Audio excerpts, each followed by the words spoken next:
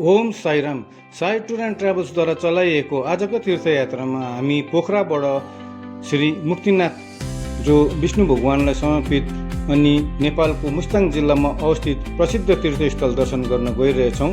र सर्वप्रथम हामीले पोखरामा विन्ध्यावासिनी यसरी भगवती माको चरणमा माथा टेकेर आज हाम्रो तीर्थयात्रालाई सफल गराइदिनुहोस् भनेर हामीले कामना गर्दै हामी सबै टोलीहरूले यसरी सर्वप्रथम सिद्धिविनायक जो गणेश भगवानको हामीले पूजा गरेर हाम्रो तीर्थयात्रालाई सफल पारिदिनुहोस् भनेर हामीले प्रार्थना चढायौँ। र यसरी यो मन्दिर पोखरा सहरको निकै अल्गो जग्गामा अवस्थित छ र यो एकदमै ठुलो भगवती माको मन्दिर मानिँदो रहेछ। र यहाँनिर नेपालका सबै प्रान्तबाट प्राय आज भक्तहरू आएको थियो र यो नयाँ वर्षको एकदमै उपलक्ष्यमा नै यहाँनिर यसरी ठुलो एउटा साइडमा यहाँनिर पूजा आजा पनि गरिन गएको हामीले देखिरहेको थियौँ। र हामीले यसरी यो मन्दिर जो छ त्यसमा चाहिँ विष्णु भगवानको, राम सीताको अनि कृष्ण भगवान अनि राधा माको पनि हामीले दर्शन गर्ने सौभाग्य प्राप्त भयो। र हामीले यसरी बिहानै यहाँनिर करिबन बिहानको 7 बजीतिर हामी आएर यसरी माको पनि यसरी हेर्नुहोस् दर्शन गरेर हामीले धन्य हुन पायौँ। र अब फेरि हामी त्यही मन्दिरबाट आउँदै गर्दाखेरि चाहिँ मन्दिरकै छेउमा चाहिँ एउटा धर्म सङ्घ विहार बुद्धको नाम गरिएको एउटा ठुलो गुम्बा रहेछ। र हामी यो गुम्बामा पनि गएर चाहिँ बुद्ध भगवानको दर्शन गर्न सफल भयौँ। र हामीले यसरी बुद्ध भगवानलाई पनि आशीर्वाद मागेर हाम्रो तीर्थयात्रा सफल गरिदिनुहोस् भनेर कामना गर्दै हामीले बिन्ती चढायौँ।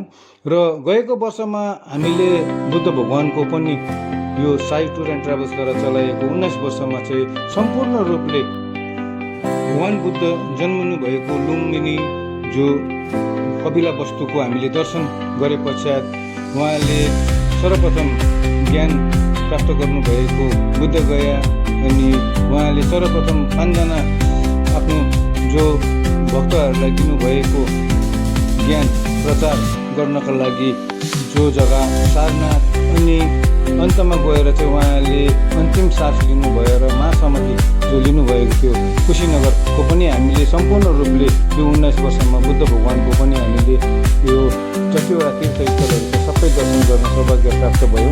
र जाँदाखेरि यसरी बाटोमा हामी पोखराकै नजिक एउटा ठुलो त्यहाँनिर जो रेस्टुरेन्ट थियो त्यहाँनिर चाहिँ सबैले हामीले चाहिँ चिया खाजाहरू खायौँ। र नेपालमा खानाको केही प्रब्लम चाहिँ छैन, किनभने हाम्रो यहाँनिर पहाड भेगको जस्तो नै जो कालिम्पोङ दार्जिलिङमा पाउँछ त्यस्तो नै उहाँहरूले जो खाना एकदमै हामीसँग मिल्ने खालके नै थियो।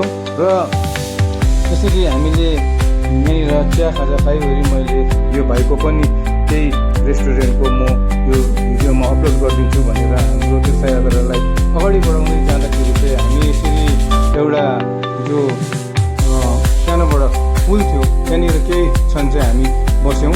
र यो मुस्ताङ जाँदाखेरि चाहिँ बाटोमा बिसाउँदै नै जानुपर्छ। एकैचोटि गएको गऱ्यो भने चाहिँ मानिसलाई धेरै नै साह्रो पर्दो रहेछ, किनभने बाटो अप्ठ्यारो छ।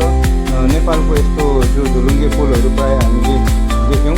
र यहाँनिर चाहिँ बर्खामा चाहिँ धेरै नै साह्रो छ, यहाँनिर पक्का बाटो बन्नुहुन्छ भन्ने हामीले देख्यौँ, किनभने यहाँनिर बगरबाट नै यसरी गाडीहरू कुदाइँदो रहेछ। अहिले जो यो अहिले बर्खा बिनाको जग्गा टाइम समयमा त यस्तो छ भने बर्खामा त यो जग्गामा एकदमै साह्रो पर्ने रहेछ। र यहाँनिर रोप्से भन्ने झरना बाटोमा हामीले देख्यौँ।